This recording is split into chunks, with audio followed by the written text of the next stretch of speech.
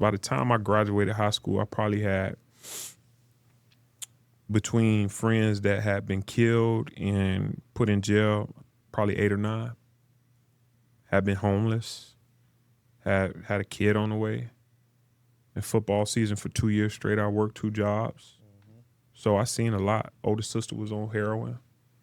I seen a lot, bro.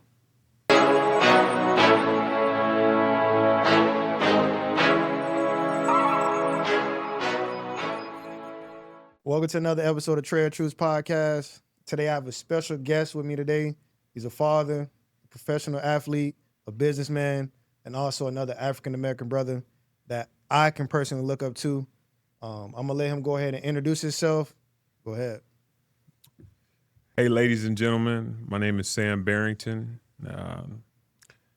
Like my gentleman here said, involved with a multitude of things, but beyond anything, thankful to be sitting here with my man and just talking life, talking everything, breaking bread. I mean, I think this type of engagement is needed, and I think it's a lot of platforms across the country. You know, you get on there and sometimes guys are talking about nonsense, but one of the things I respect about your platform is it's of substance, and it's something that someone can take away from it and, you know, improve their quality of life. And I think that's what we all should be out here trying to do. For sure. First question I always ask all my guests is, how are you doing mentally? Because that's just the message I push. Mental health is very important to me because I was one of many people in this world that suffer from mental health issues as far as depression, lack of inspiration, lack of motivation. And I'm thankful to be where I am today, even with dealing with all that stuff. So how are you mentally? Yeah, I mean, well, first of all, I appreciate that question because I think what it does is it raises awareness because I don't think a lot of people, whether it's man or woman, just actually take the time to stop and think, like, outside of my day-to-day experience, how am I doing, you know? And it's an important question. It's a question that we need to ask each other, be more intentional about whoever's in our space, in our immediate ecosystem, checking on them, right? Me, I'm locked in. I mean, that's the first thing. Fourth quarter. When you ask me that, it's first quarter.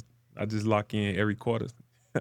When you ask me that, I'm just thinking like, what's the first thing that came to my head is like, I'm locked in, you know? The fall is always busy for me. Obviously, I run a business and, you know, you got to close out the year and you got some customers that are trying to fit some projects in before the year's out. You know, kids go back to school. Football season starts. I've been a sports commentator for the University of South Florida for 8 years now. And then there's just so many things to do, whether it's concerts, events, activations, you know, homecomings, all type of things. You know, my birthday is on October 5th. I got a big party coming up for that, doing some stuff for my high school, doing some stuff for USF Black Alumni Weekend. You know, I'm locked in, you know, but it's not one of those things where I'm just so married to the hustle that I'm not waking up thinking about how I feel every day. You know, I think I've been doing this long enough where the hustle and bustle doesn't impact me anymore. For sure. You know, maybe you ask somebody else, you know, they're going to say Sam is maybe a little agitated, but sometimes it's just all about, you know, what I feel like dealing with that day. And I think I've earned the right to kind of throw my weight around at times. Yeah, for sure. But the presence, I have joy in my heart. You know, you're going to be happy some days, you're going to be sad, pissed off some days, but I have joy in my heart. I'm a joyful person. You know, it's not difficult for me to smile on a daily basis. That's good. That's crazy that you say that because the last time I was in church was 2 Sundays ago. They were talking about how people confuse happiness with joy. And people think that because they have happiness, that is, in a sense, is considered longevity. It's considered something that you can carry on within your life. You have to find that joy in your heart. You have to be joyful in order to have a experience or a connection with happiness for a long period of time. Because I can say I have happiness right now. I can go 5 minutes down the street and that happiness is gone. Yeah. And if you don't have joy, that happiness probably won't come back for the next day or so, depending on what the circumstances is. Right. So I'm glad that you mentioned that because, like you said, you can smile even through, you know, happy, sad, whatever the case is, because you're joyful, you can smile. Yeah. So my next question I want to ask to you is, you know, I'm pretty sure most people find out throughout the episode that you were an athlete. So just, I want to ask, how was your environment growing up? Because if we're going to talk about mental health and happiness, how was your environment growing up that, I don't want to say motivated you, but steered you into the straight path as a successful person that you are now?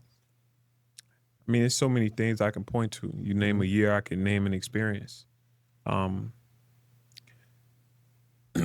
I don't think I really understood the discourse I was in. I think I understood it as a young age and knew, like, when you compare yourself to other people, you have the haves and the have-nots, and I saw some things that came a little bit easier for other folks than it might have came for me, or saw somebody else's home situation and might have envied their home situation. So, I mean, my man, I can point to so many different experiences in my childhood that shaped me and where I am today. I think beyond anything, being the oldest sibling at home at one point in time, that probably has a lot to do with my leadership traits that I have today. Truthfully, most of the rooms that I walk into, I wind up becoming a leader. And it's not because, that's something that I'm trying to attain myself. It just happened. I'm just cut like that. And I also recognize that most rooms that I walk into need a leader, and I'm not scared to be in that position. I mean, you talk about the fact that I played in the NFL. I mean, when I was a jit, I really wasn't like that. I really wasn't getting picked up on football teams. You know what I mean? In fact, I got a little brother who about 6 inches shorter than me, and if it was 13 kids about to play Sandlot, I was the odd man out. If they playing 6-on-6, sometimes whoever the captain was on the other team felt sorry. He'd just let me be an additional one. But I think an important thing in life is whatever experiences you go through, if you can retain the lessons from those experiences and use those lessons, revisit those lessons at a later date in life, that's what's going to shape, your quality of life.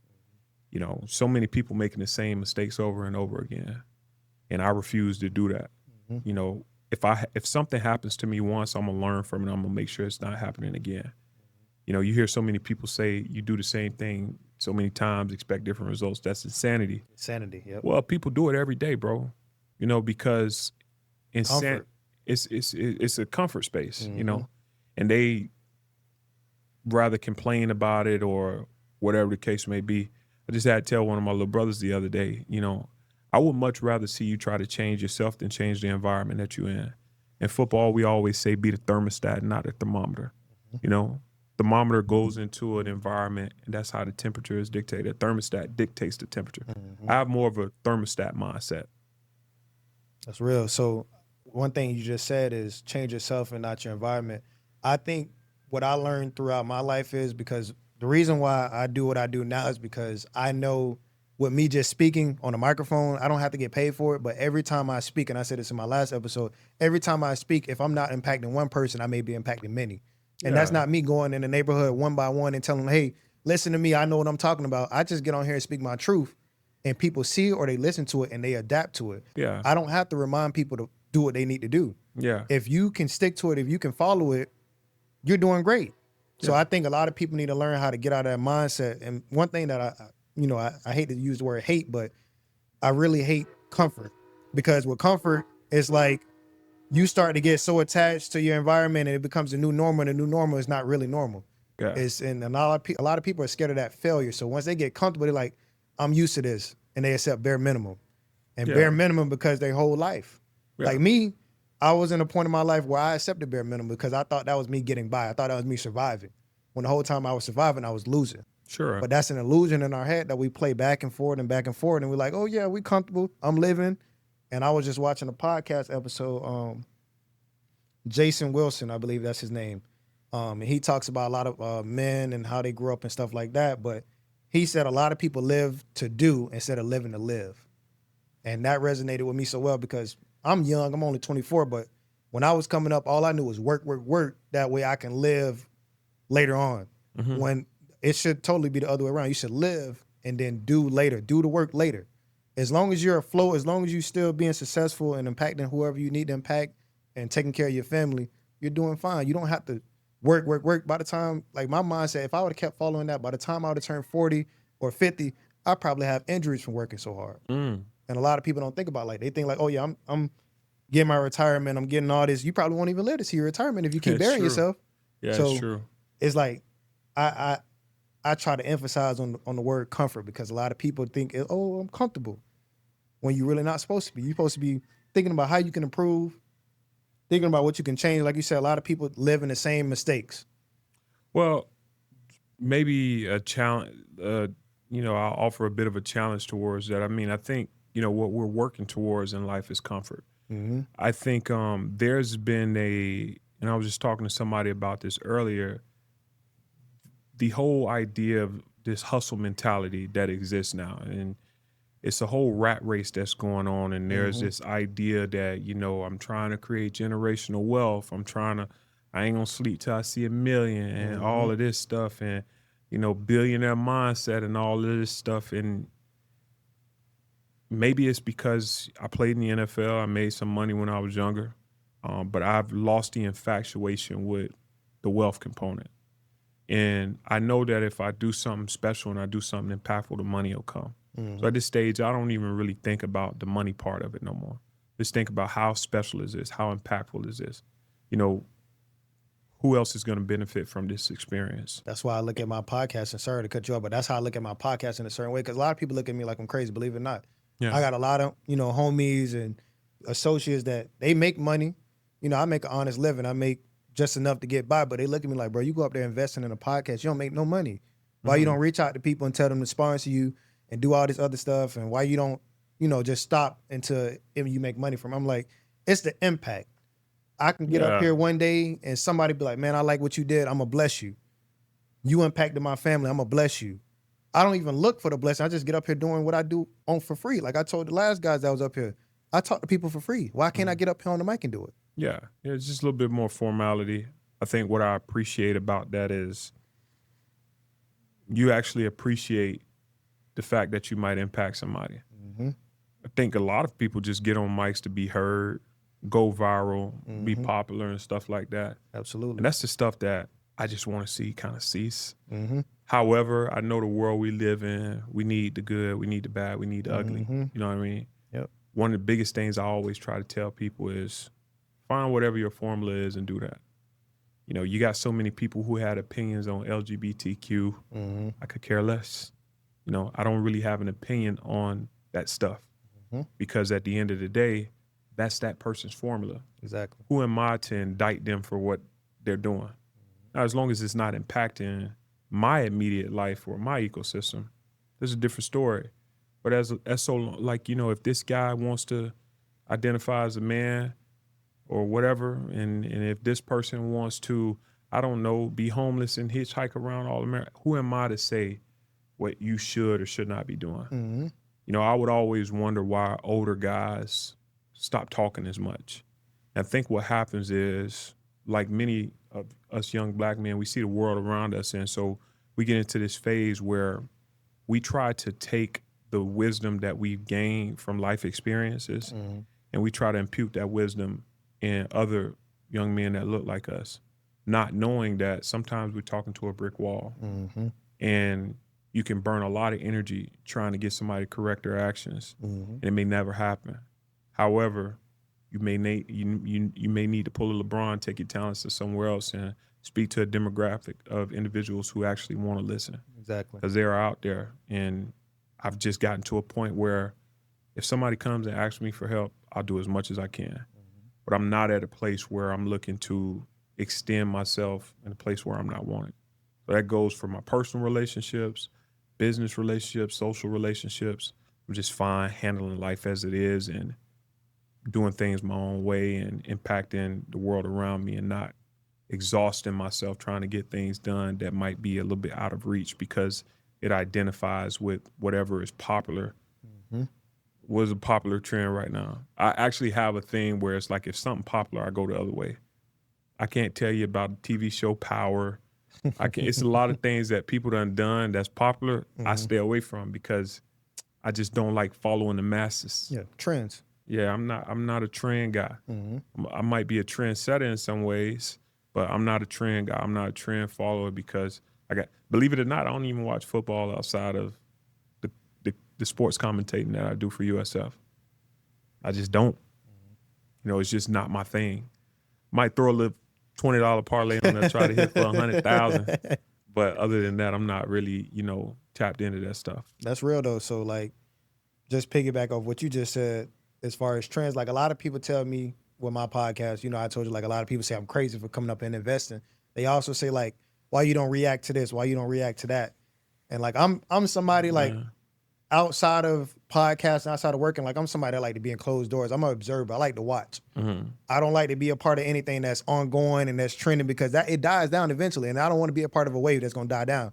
I'd rather start my own wave and just keep going until my time is up. So when you said that, it's just like, man, that clicked with me because a lot of people that I know and a lot of people that I interact with, they be like, man, you got to respond to this. You got to respond to this situation. You got to do this. You got to react this. I'm like, I'm not a content creator. Like, I don't got to get up here and follow what y'all like or what y'all seeing. If that was the case, I go comment on the shade room every day. Yeah. But that's just not my lifestyle. Sure. I like to be out the way. So it's just, man, people crazy, man. It's just, I hate the fact that a lot of people like to ride waves because I've done it before from past experience and it's not good because, like I said, I don't want to die down with no wave. Sure. Because now you're going to be looking at yourself in the mirror like, damn, this was fun while it lasted. And I consider it cutting corners. Like I can get on here, for instance, it was just a politician that passed away today. I can get on here, I'm going to record about that. And I'm going to talk about everything he did. I get all the views in the world. Yeah. And then next time I post an episode, nobody ain't going to. Well, here's the thing. And I think it's important to notice from a business standpoint, there's a market for everything. There's somebody on podcasts right now just talking about plants. You got guys that are talking about shoes. You got guys that are talking about traveling. You got guys that are talking about relationships. You got guys that are talking about the rap industry, streets, politics. So I think what I'm hearing from you is like, Sam, I found my niche. And as long as you found your niche and you're comfortable in that, man, it's a market for that. It's another podcast that might be talking about the untimely death of a very popular politician today, but, that's just not your market. And I think it's important for people to know to find your lane and, go in it. One time I had a little Instagram post I made years ago. I was like, the best thing about staying in your own lane is there ain't no traffic. Ain't no traffic. You ain't got to worry about bumping elbows with nobody. You just do your own thing and keep going. Isolation. And like a lot of people tell me too, it'd be crazy the things that people tell me because like I always tell people like they say, do you feel like you behind or do you feel like it's not going fast enough? I tell people, think about all the real advice that you hear. Think about how fast that reach other people's ears. Whenever it's just like you said, when you giving game to the youngins, they deaf tone. They don't want to hear that. So imagine me getting up here talking about the truth and motivation. People ain't gonna want to hear that at first. And it may take them 2 times, 3 times, maybe 5 times to actually click like, damn, he talking about something good. I never rush my process with talking about motivation and inspiration because at the end of the day, people gonna catch on when they catch on. Just like how you say you don't like repeating yourself or like going back and forth with people. I'm the same way. That's why I don't revisit episodes twice. I never have a part 2 of no episode. Because how I see it is once I tell you, it's up there on all platforms, it's up there. You can go back at your own discretion when you feel like you ready to hear it and accept it. I'm never gonna go back and be like, all right, man, bro, I ain't get it this time. Let me go ahead and repeat myself for the 3rd time, the 2nd time. No, because nobody ain't do that with me. Yeah. If that was the case, I'd be perfect Joe. Yeah. But nobody did that with me. So I'm not going to do it for nobody else. Yeah. And I think what it really is just having discernment and just having a clear conscience, like, they going to get it or they not. Yeah. And you can't baby people. I've never been babied in my life. I'm thankful for it. Yeah. Like you said, a lot of people got different upbringings. Like, some people got silver spoon, some people don't. And I had friends that had silver spoon, but I was never envious of it. I just realized, like, okay, they journey a lot different from mine. But that doesn't depend on dictate their character. Sure. I can look at it from the outside and be like, damn, that look good, but this is my life. Sure.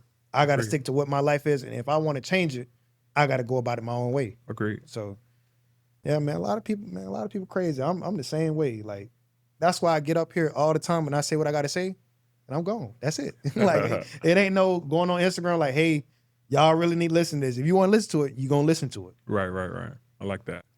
So my next question for you is, just based off the quick conversation we just had, where do you feel like you get your wisdom from? Or do you feel like it comes from like all the experiences that you encountered? Do you learn from, your mistakes, or was it somebody else that was in your ear telling you the same thing? So many sources. It's so many sources. As I get older, I realize that, we've all been sent here on different missions. Mm-hmm. And I think the mission that I'm on is going to call for me to have a lot of wisdom to get done what I need to get done. And so while I could attribute it to my own actions, a lot of it is just attributed to what God put me on this earth to do. And that's lead other men, and that's impact my community, perpetuate some of the things that my father has done, be a shining light as my mother's oldest son. If I could give someone advice on how to be more wise, like I said earlier, whenever you go through stuff, whenever you have certain experiences that stop you for a second, whether good or bad, really study that experience and just analyze your place in that experience. Mm-hmm. Most of the leaders in my company will tell you when something bad happens, I'm always thinking about what I could have done for that not to happen. And I'm always thinking about my own individual efforts in creating that situation. Because once you call yourself a leader, a manager, or a boss, anything that happens under there is your fault. You ever hear, like back in the day, they used to say, "Oh, you ain't got no damn home trainer." Nope. Kids be outside doing stuff that their parents ain't teaching. Nope. But at the end of the day, that's your responsibility, as a parent. So I kind of take it the same way. And I think when you align yourself with certain people, certain things get revealed. I've always been a guy that spent time with folks that's a little bit older than me. Same. And so stuff come from that. But the biggest thing is God got us all here on our own individual mission. And when you're on a mission, you need weapons and tools. Some people might have 80 million. That's their tool. I'm going to get done what I need to get done with the cash I got and with the wisdom I got. So that's what I see. That's real. With me, I felt like I learned through my mistakes. Like I mentioned before we started recording, like I had multiple father figures, but I had very minimal father figures in my life. And I think with me just growing up as, around majority women and just seeing them go out on their own, that's how I learned. Seeing them being able to go through things without complaining, seeing them go through things without having somebody else to guide them and help them, it kind of shifted me to go out on my own. And on my own is like, I can't go to them and complain because they got their own thing going on. So I got to figure this out on my own. So every mistake I made, of course, at the end of the day, I beat myself up, but I'm learning from it. And as I got older, especially the age that I am now, I kind of pushed the whole mindset that God put me in those situations for a reason. Sure. Like you said, we all have our own mission. Yeah. Because I tell people all the time, you would have asked me 2 years ago, man, podcast who, me? No. But I realized through me being somebody that can just talk to people naturally and give them advice without having this, fake facade or like whole dramatic feeling behind it, and it's just come off natural, that this is probably my calling. Yeah. Mind you, I have other inspirations and passions, but this can be my calling. This is my mission. And all I need is a microphone. This is my weapon. I don't know what I can do with it yet, but this is my weapon. And I don't need much to use it. Yeah. So that's just like, I learned through my mistakes, and that's just something that I'm big on, because I feel like in my life, it's only going to evolve and progress as I learn from myself, but as learning from others. That's why I have conversations with people. That's why I want more people to have conversations with me. That's why I nitpick and try to, kind of pick people's brains, because you may not think I can learn from you, but after we have a conversation, you be like, damn, I never told nobody this. Yeah. So that's just how I go about things as well. But my next question is, you just mentioned your business. So I want you to kind of tell the audience, like, a little bit about what you do and how was it pivoting from, being a professional athlete into going into your business? Because I know no business is just easy starting up. Of course, all business is going to have its highs and its lows, but how has it been consistent, and how was it starting it? Yeah. So my company, Sky Limit Crane and Rigging, we are a heavy machinery company.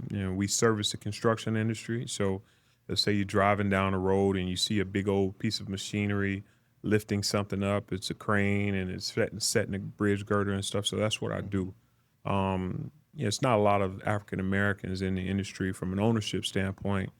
Primarily, I'd say primarily because when you talk about barriers to entry for a business, the things that prevent a certain demographic from getting in. I mean, with the crane and rigging industry, number one is going to be it's capital intense. So, to buy a crane, a brand new crane, even a smaller one, you got to pay $500,000. And then there's the technical understanding of the industry itself. And then there's the actual business development end of the industry itself. So if you analyze, the African American population in general, you're going to understand at each one of those three barriers of entry why our demographic might struggle to get into this industry. Access to capital being number one. We struggle to get access to capital when you compare us to, our Caucasian counterparts, Hispanic counterparts, Asian counterparts, and things like that. But that's the industry I'm in.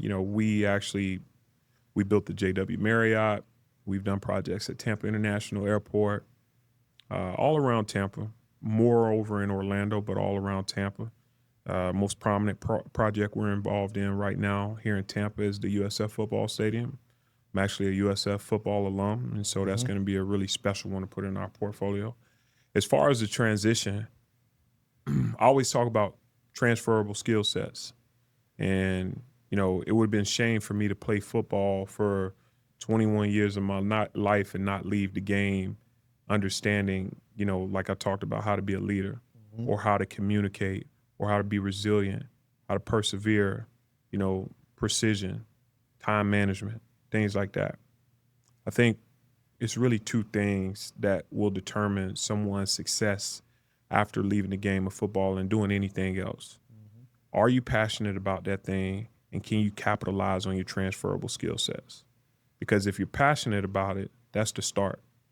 The skill sets that you learn in football, if you transfer them to this new passion point, you're going to be just as successful as you were in football, if not more, in whatever this industry is. For sure. Because the stretch is longer. Football, you got college, you got 4 or 5 years. In the NFL, on average, you got 4 years, 4 years. But this, I can do this for 20, 30 years.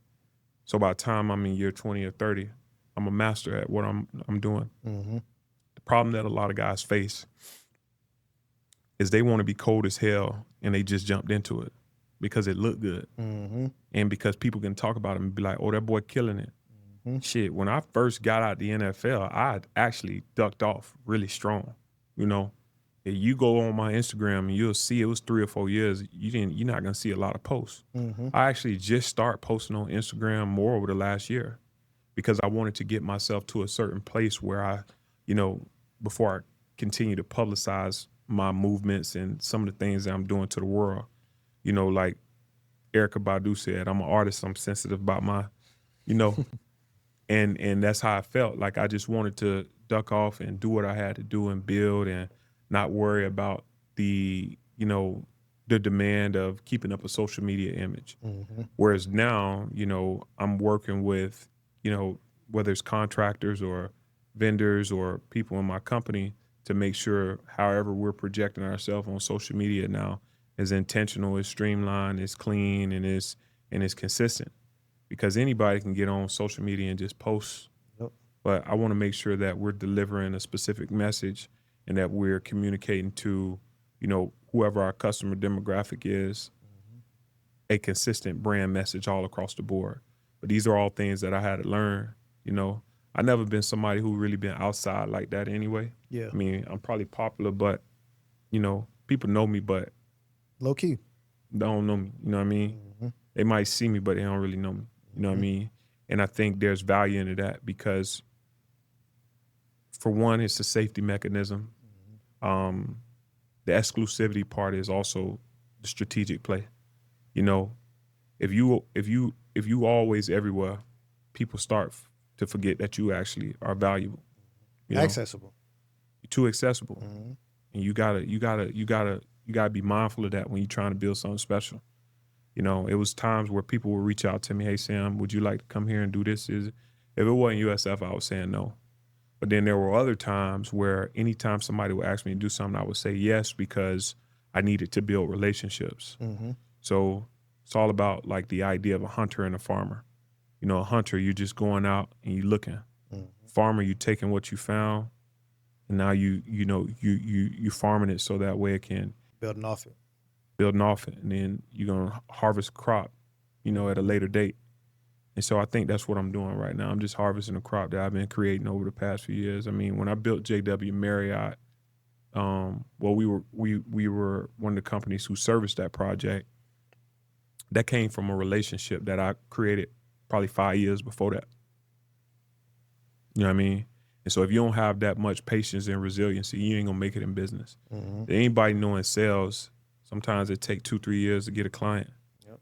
You know, like, I just had my last ever 2 sales agents. Yeah. I might take you to dinner a few times, break bread on you and all that. 4th, 5th dinner, I ain't even talking to you about business no more, you know? And because we just done got so lax with it and we just, you know, what's up, man, how things going? Because people do business with people they like, know, and understand, you know? And as an African-American in this industry, obviously, you know, dealing with primarily Caucasian males, that sometimes that is a little bit of an interesting experience.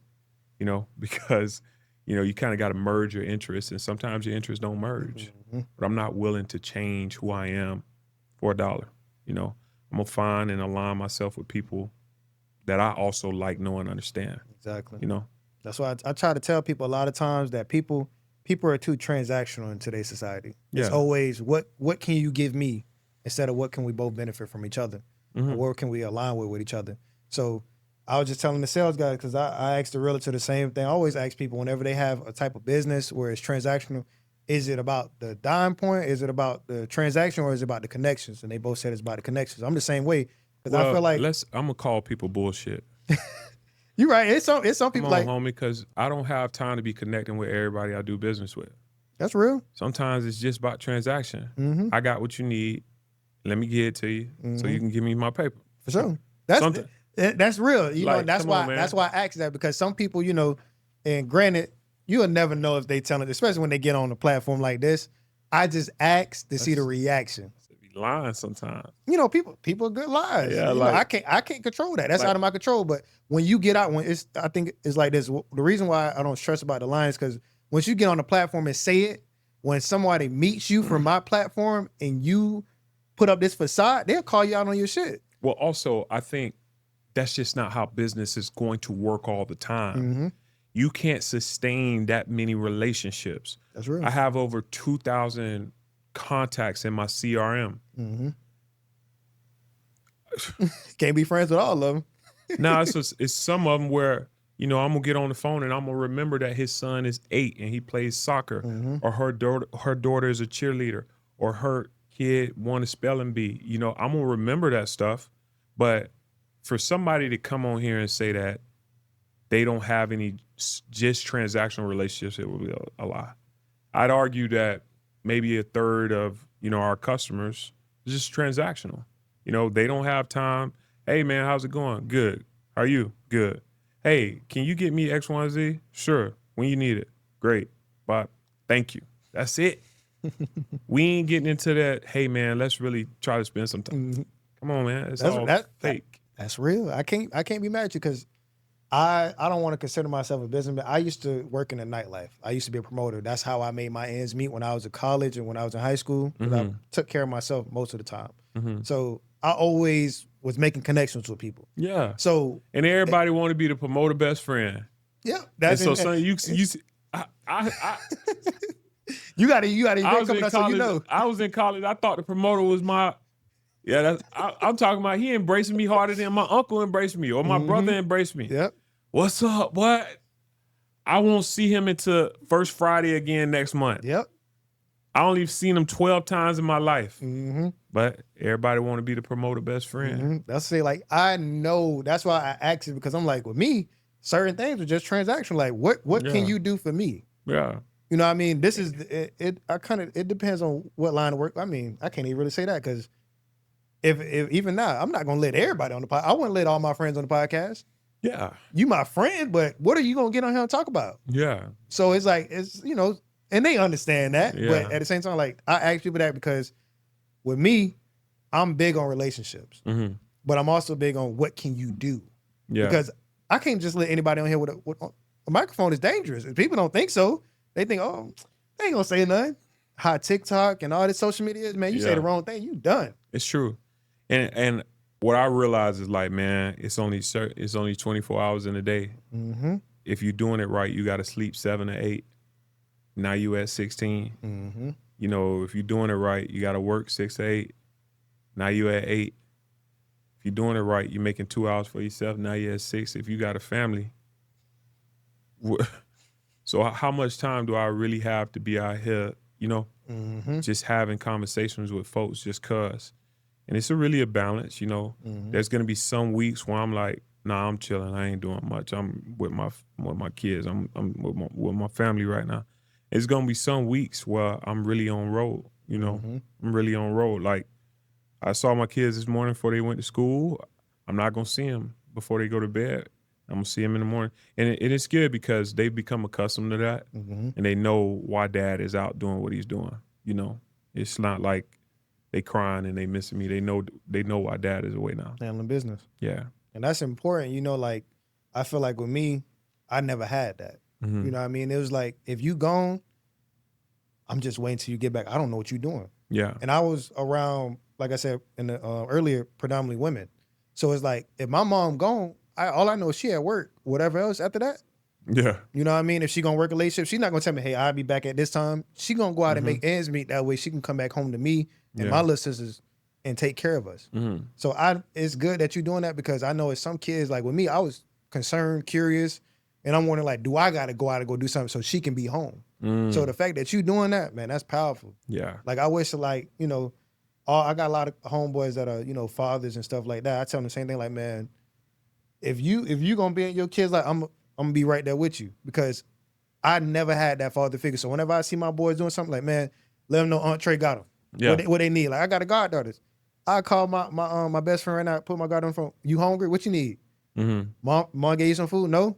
All right, you go get whatever you want. Just tell. Like, when I see people being actually parents, it's just, I don't have no kids. Yeah. And like, my siblings are like very distant from me. My little sisters, they young. The oldest one probably 13. So she's not accustomed to the whole, you know, teenager phase yet, because she's just not getting there. But still, like, when I see people being parents, I just really want to pour into that, because I never had that. My mom had to go work. Yeah. And if I wasn't with my mom, I'm with my grandma, my aunties, or whoever else is in the house. So all I seen them do was work their whole life. So whenever, like, I was around them, it's just curiosity. And I'm like, damn, they always working. I don't know what to do. Should I go out and go make their life easier? That was my biggest thing growing up. I always wanted to make people's life easier. That's why I feel like when I got on this, that's a beautiful trait to have, though. Yeah, that's why when I got on this, I feel like it was like a blessing in disguise. Because when I first got on here, I was like, I don't know what I'm gonna do. I got in here, I had a note. I tell people all the time, I had a little notepad, and I was like, I'm gonna talk about all this.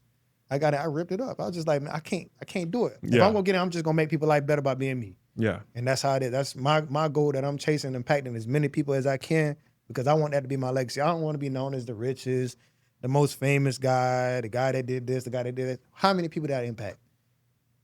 That's all I care about. So the fact that you're doing that is gonna leave an impact on your kids, believe it or not, because speaking for somebody that never had that, that's something that I wanted. Yeah. So I know you doing it, man. Salute to you.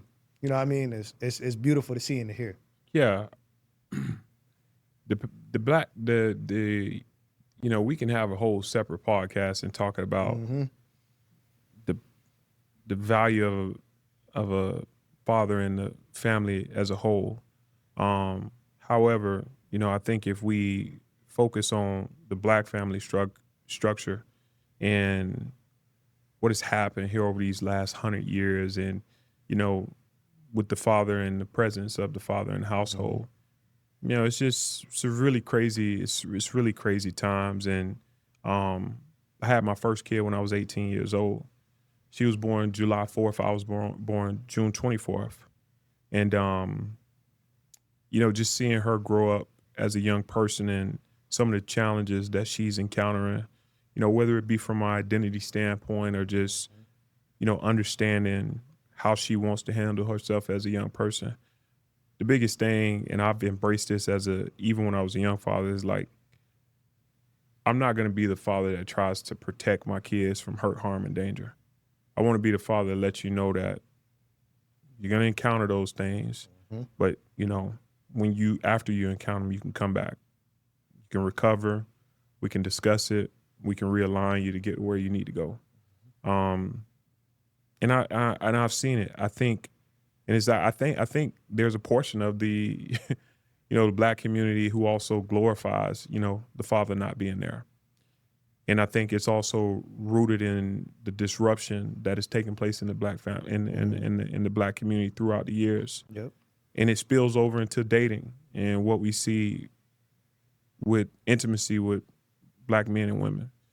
First of all, there's a disproportionate amount of Black women who are available or who would be deemed as a good dating candidate. And that number is outnumbering men, depending on where you are. Sometimes the number is 1 to 10. And so I think when people really pay attention to those statistics and some of the history that is taking place as it relates to the Black family structure, some of the individual things that they're going through, they can understand them a little bit better. My oldest daughter's mom, she didn't have, she went through some of the same things you shared with me you went through. And so even though I disagree with some of the things that she's done before, I still sympathize with it because her issues as a Black woman are my issues too.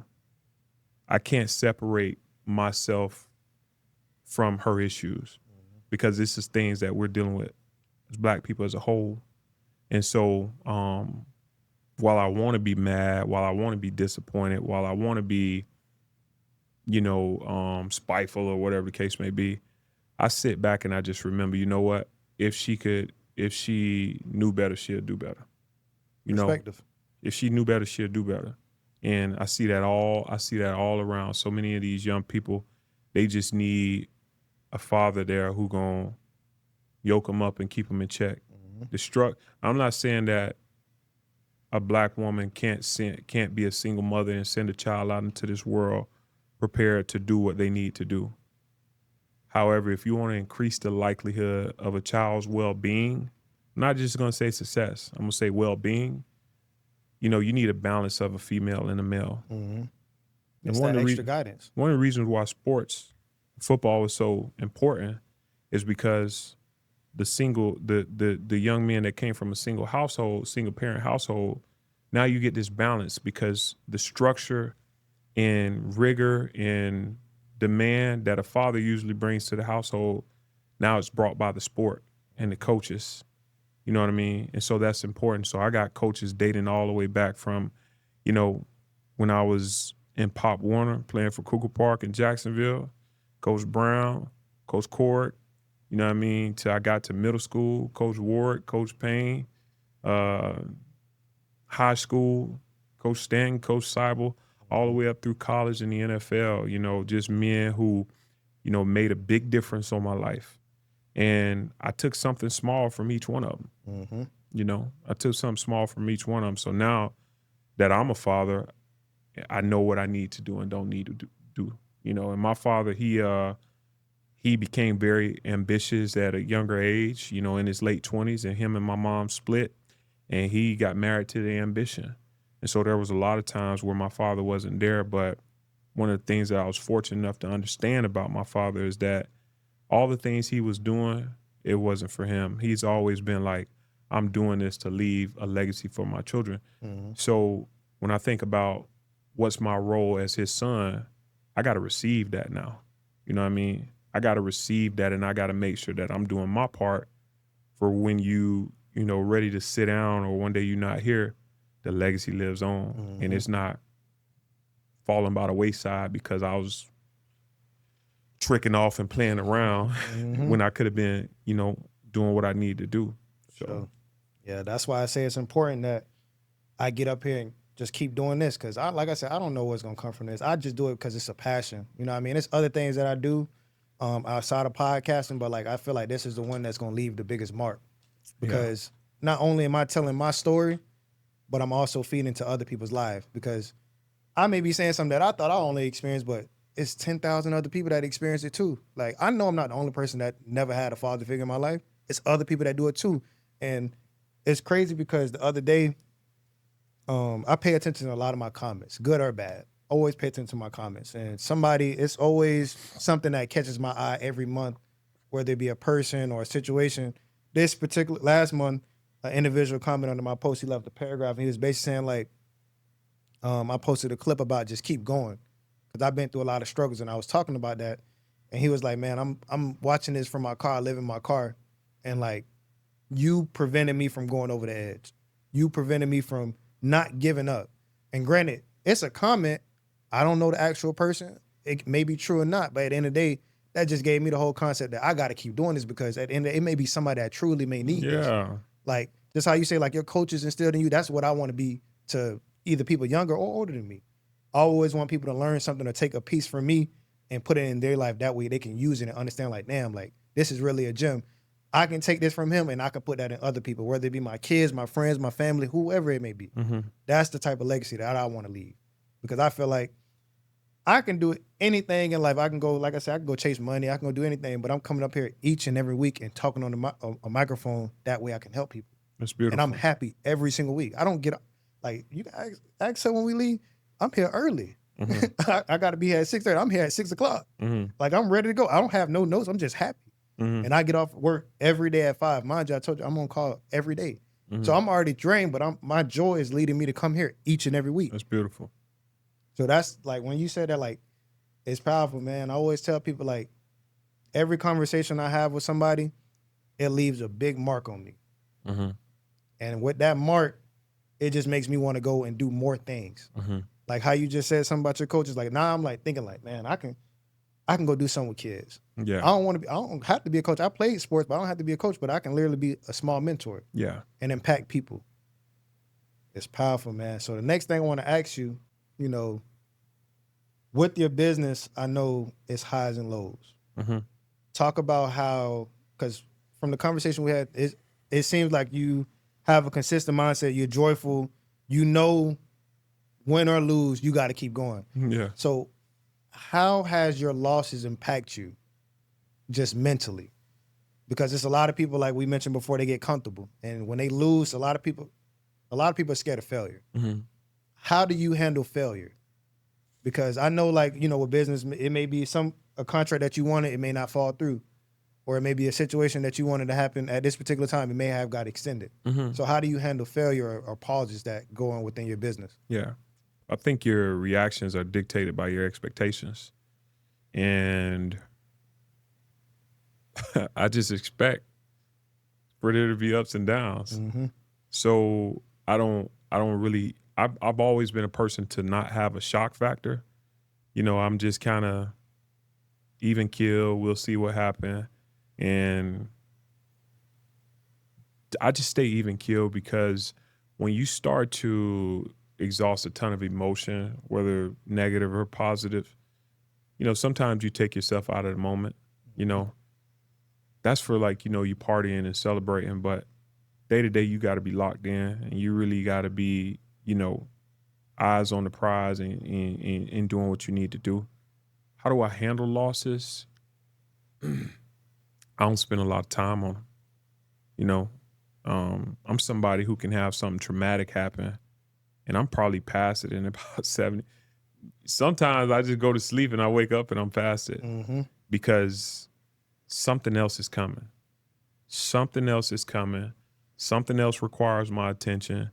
I also live a multifaceted life, so I might have a loss here, but I have things that are very positive here. You know, I think in my hardest times in business, you know, I was dealing with a project that was just wearing me out and lost a ton of money on the project. It was just crazy because my middle daughter, she was 2 at the time, and when I would get home, she would just look at me and be like, "Daddy, I'm so proud of you."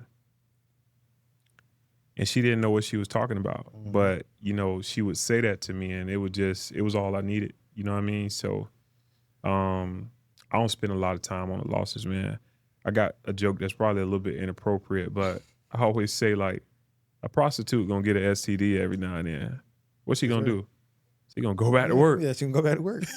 That's She gonna go back to work. that's real It's though. part of the game, man. Mhm. You know, even in football, man, I suffered a real bad injury, and it truthfully is what started to lead to the decline of my performance. And it was a bad ankle injury, and I probably sat down in my basement for like 2 weeks, feeling sorry for myself because that was like my second breakout year, kind of. And I just said, you know what? I remember the exact moment I was like, I just stretched and I was like, all right, time to pivot. 3 months later, I was nominated for the Walter Payton Man of the Year award. 5 months later, I was named the Pop Warner Humanitarian of the Year. 7 months later, I was named the Air Block Courage Award winner. 9 months later, we were donating $50,000 to Brown County School Board.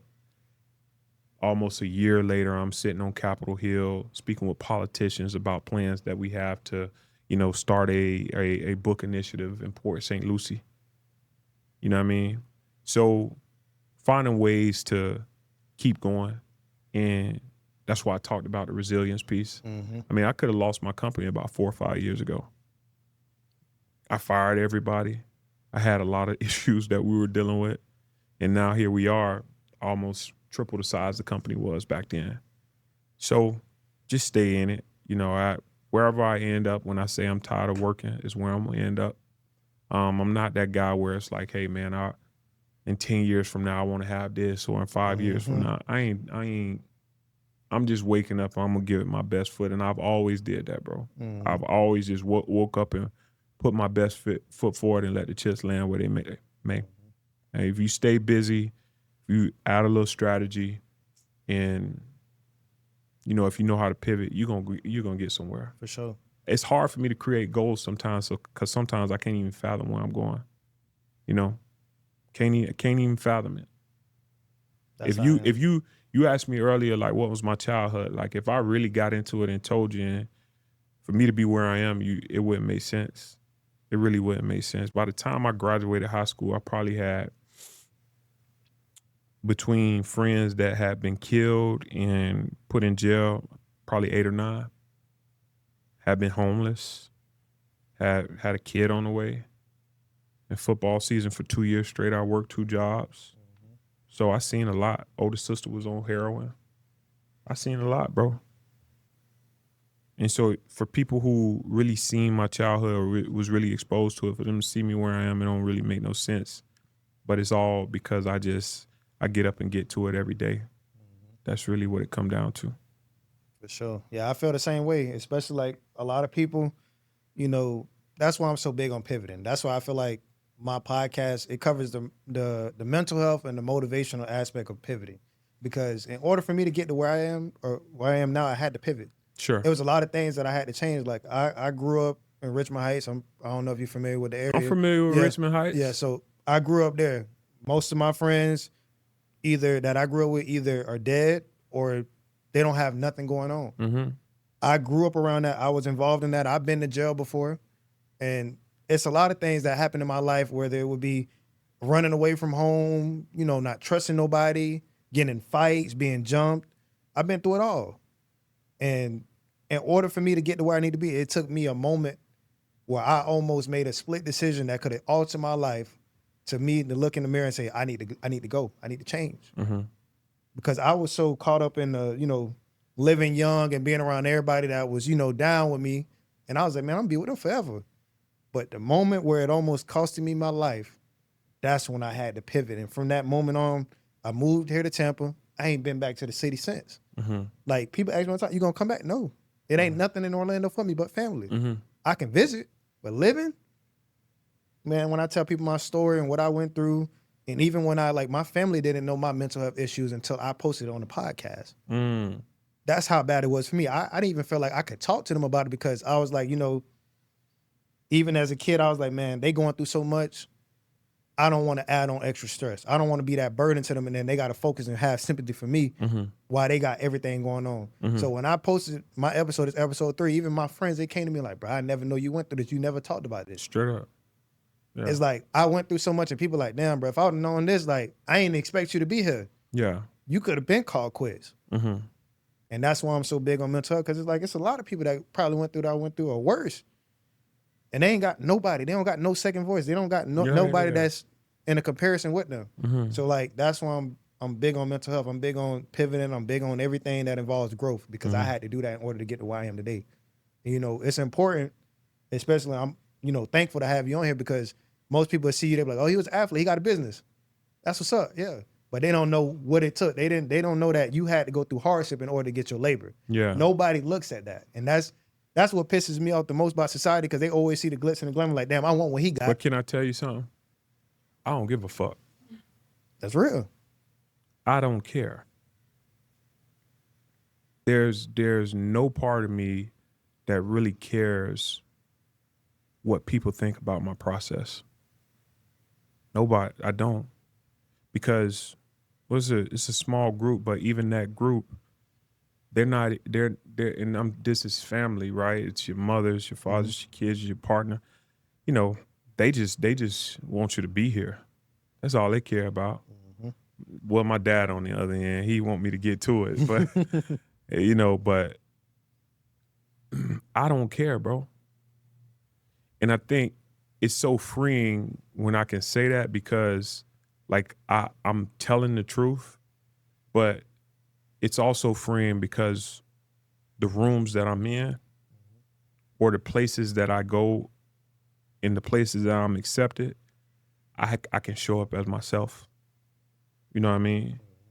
It wasn't always that way, but I had to figure out that Sam Barrington got into these rooms, and not Sam Barrington in parentheses cosplaying as something else. It was Sam Barrington. And that's who I am, and that's who I'm gonna be.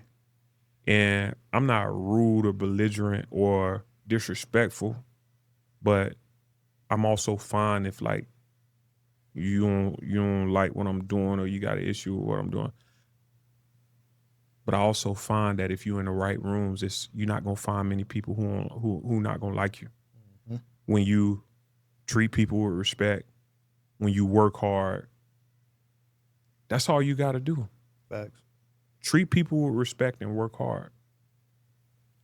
And as long as you do that, you know you're in the right rooms, because everybody likes you.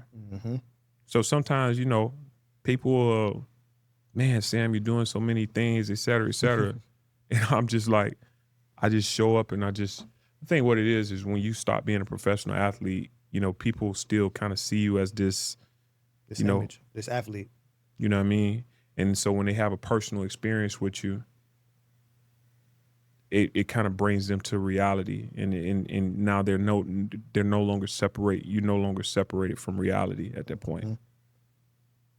So I take pride in doing that. You know what I mean? Just having a personable experience with somebody. But I repeat, if somebody has an issue with what I'm doing, et cetera, you know, I'll try to remedy it. I'm not gonna argue, and we're not gonna create a big deal out of it. But if not, I don't give a fuck. Just being honest. That's real. I mean, I'm the same way. I don't beg people. Yeah. You don't have to be here, because I feel like I'm big when it comes to my spiritual life, because I really was forced in the church, but now as I get older, I realize like everything in the Bible is just real life. Like you can literally place it in your life. So my thing is, God didn't beg nobody to be around him. Everybody that want to be around God, they was around God. Yeah. You had faith in him, you was around him. Yeah. So I'm not gonna beg nobody to be around me. I'm not gonna beg no doors to be open, nothing. If it's meant for me, it's meant for me. And a lot of people don't understand that, because like I always mentioned, I go back to comfort a lot, because a lot of people get comfortable with the bare minimum, so they get treated like shit, and they get used to being treated like shit. So they go out here searching and begging and looking and trying to find something that's comfortable for them. It got to be inside, bro. It got to be inside. And that realization point came to me sooner than it might come to other people. Some people probably beat me to the punch and had their realization point early on. And however, in 10 years from now, I might feel different. But it's just about the resiliency factor. You got to be resilient. You got to be able to work through whatever issues you deal with.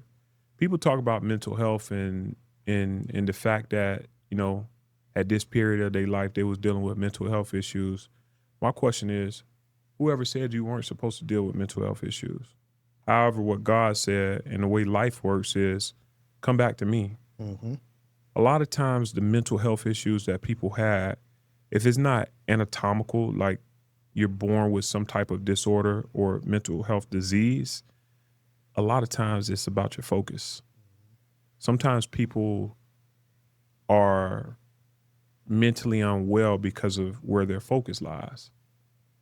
And if you root yourself in the right things, and if you focus on the right things, typically you're going to be mentally healthy. A lot of kids these days, they're not mentally well because they're spending time on social media a lot, and they're seeing the world happen around them, and then they look at their individual situation and they're like, wow, I must not have much. My life must not be much. Man, when I was a kid, me and my little brother had a Nintendo 64. We had some food from Save-A-Lot in the refrigerator. Mm-hmm. We had bikes, and we had friends. And bro, nobody can tell me like I ain't have a dope childhood. And my childhood was rough, but like I could go outside. To have fun. That's all you needed. Bro, I could go outside. Mm-hmm. You know what I mean? We would, I'm talking about, we would just go outside in the shorts that we slept in and be playing basketball, sweating and everything, go back in the house, sweaty, sit down, play the video games, eat some whatever food was there, and everything was beautiful. These kids these days, they different. And I'm my own self to blame, but my little girl would wake up on a Saturday, she'd be like, let's go to Disney today. Or it's Tuesday night. Daddy, can you take me to Target? I just want to walk around. My oldest daughter, her hairstyle's $200-$300, getting her nails done, $100. But hey, that's what I work for, because they don't see that. They don't see those things as privilege. They see them as that's their necessary upkeep. If my 6-year-old daughter want to go to Target and go get boba after she go to Target, that's her life. You know what I mean? And it's, I'll say this also. I know people kind of talk about depriving their kids of certain experiences because they don't want them to grow up entitled. I don't really think that's a thing. Nah. I think it's all about the principles that you instill in your children at home. You know what I mean? And I think we got to focus on more of those principles. Like sometimes it makes me cringe when I see a parent, having certain things and they make a conscious decision that they're going to deprive their child of certain experiences because they don't want them to grow up with a certain mentality. You know what I mean?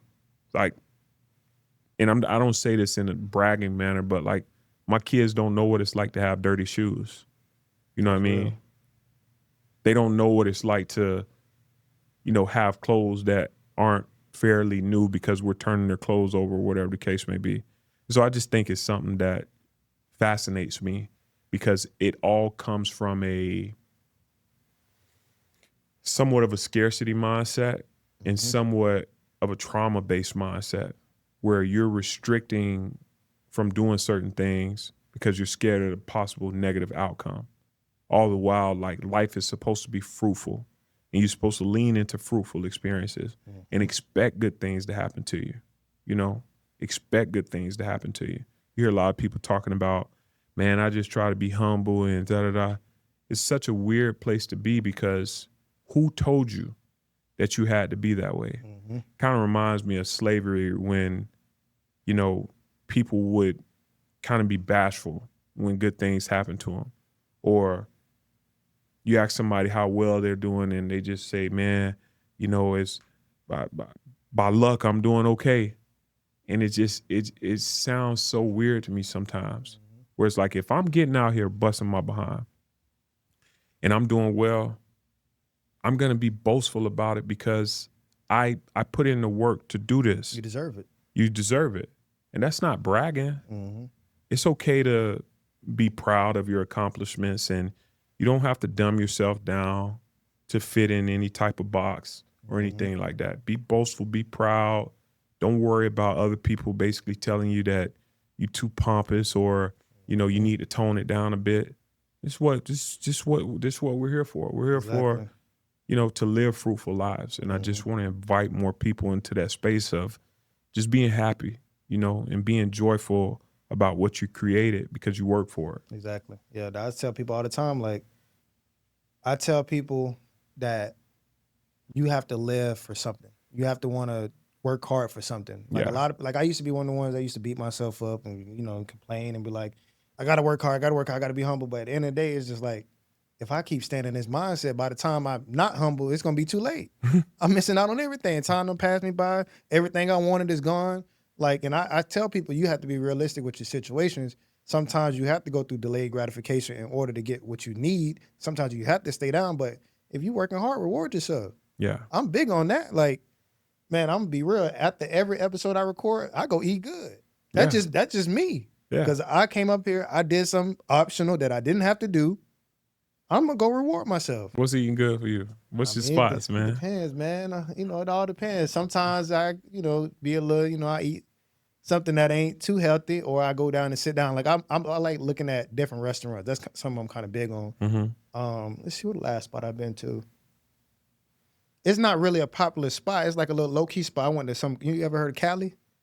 I heard Cali. Yeah. So I went to Cali. It's nice aesthetics. I just sat outside. They had live music going on. Just vibing. Yeah. You know what I mean? And just experiencing myself. And then while I'm sitting there eating, I'm learning myself. Mm-hmm. You know what I mean? Is this something that I can do on a regular daily basis? Is this something that I want to do more? Just enjoying the environment and life without having that outside noise, no phone, no other people. It's just me. That's beautiful. So I always do stuff like that. I mean, I think people should do it more. Yeah. Because a lot of people harm themselves. I used to be like that, but at the end of the day, I learned that, I'm not a punching bag. Yeah. If I keep beating myself up for real, I'm gonna just either deteriorate my energy or my well-being. And that's how your time gonna get caught quicker. Sure. So I'm big on that, man. I'm glad you said that, because that's a lot of people don't give themselves the props they need to. And it's a lot of people out here working hard. That's why I feel like I don't have to get up here, but I feel like when I do get up here, it gives them that sense of, comfort and ability to thank themselves. So, yeah, so we getting towards the end of the episode. I do want to ask you something that I ask all my guests, and we talked about it a lot throughout the podcast. I always tell all my guests to leave out with 3 truths they feel like the world deserves to hear. Whether that be, it could be yourself, other people, anybody. 3 truths that you think the world needs to hear. That's a good one. 3 truths that I think the world need to hear. That's a really good one. I think an easy one is nobody's here to save you. Damn, it's sorry to cut you off. It's so many people say that. It's crazy that you say that. That was my first ever viral clip on my podcast. Because I preach something, and I hate to cut you off, but like, I tell everybody that because nobody came and saved me. Mm-hmm. And I'm here. Mm-hmm. And people think like, oh, it's gonna be this one person that's gonna bless me. They're gonna, man, you look like a good kid. It's 1,000 other good kids out here that don't get blessings at all. Well, the reason why I want people to see that as a truth is because actually there are people out here who gonna come save you. But when you move in a way where you're not expecting it, when that person shows up, they're going to be able to help you much more. I always tell people, when you're looking for a mentor, if there are 5 components to whatever it is you want to be mentored in, if you show up with one of those 5 things, that mentor relationship ain't going to be as good as it could be if you had 3 of those 5 things. Mm-hmm. You're just better positioned to receive your blessings. And I think the blessing will come. You will get saved. Something's gonna happen in your favor. Mm-hmm. But it's like stay down till you come up. Second truth. Cream always rise to the top. I hear sometimes people complaining about, man, this person ain't messing with me, dog, or they tripping, or da da da da. bro, I never really had the want for certain things, because if you be desirable or if you handle your business, it's a law of attraction. Everything gonna come to you, Mm-hmm. you know? So really make sure you understand that whatever it is that you want, be that, and you'll attract certain things. If you want wealth, move wealthy. If you want to be healthy, and health will come to you. Mm-hmm. So attract these things by how you, like, the identity that you have inside. Cream always rise to the top. Nobody coming to save you. Third one, I mean, man, it's such a good question. Mm-hmm. Such a good question. Everybody always gets stuck. They like, damn, I ain't think about nothing. Um, third one, I think the time is now. There's people who woke up this morning who not gonna make it home, and you have to treat every day like it's your last. And again, having that same mindset, you're gonna start to see a sense of abundance, because you done stacked up so many productive days. Whereas opposed to if you always thinking tomorrow, then time is gonna pass you by. You're not gonna get anything done. But if you treat every day like it's your last and have that time is now mindset, I'm not saying like, oh, have the mentality if you don't work, you don't eat and all that. What I'm saying is be intentional and be purposeful every day. You know what I mean? Even if it's not tied to work or your profession. Today you need to treat somebody good, because if you die tomorrow, that's done.